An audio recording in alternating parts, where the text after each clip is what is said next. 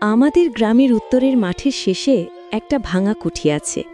গ্রামের সবাই বলে সন্ধ্যার পর ওদিকটা এড়িয়ে চলতে, কারণ সেখানে নাকি বহু বছর আগে মারা যাওয়া এক অচেনা নারীর আত্মা ঘুরে বেড়ায়।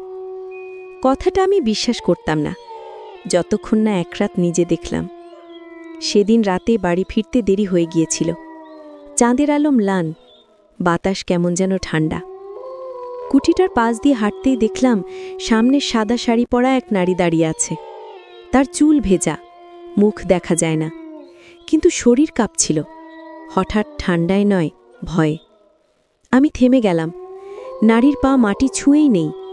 হঠাৎ সে ধীরে ধীরে আমার দিকে ভেসে আসতে লাগল। কানে চাপা গলায় কান্নার মতো শব্দ, ফিরে যা, ফিরেই যা। আমি দৌড়াতে শুরু করলাম। মনে হচ্ছিল কেউ পেছন থেকে নিঃশ্বাস ফেলে আমার ঘাড় ছুঁয়ে যাচ্ছে। ঘরের দরজা পেরিয়ে ঢুকে পড়তেই সব শব্দ থেমে গেল। পরদিন শুনলাম ওই কুঠির পাশে নাকি কেউই বাঁচতে পারে না যারা তাকে দেখে। তারপর থেকে আজও গ্রামের কেউ সন্ধ্যার পর উত্তর মাঠের দিকে যায় না, কারণ সাদা সেই নারীর ডাক নাকি আজও শোনা যায়।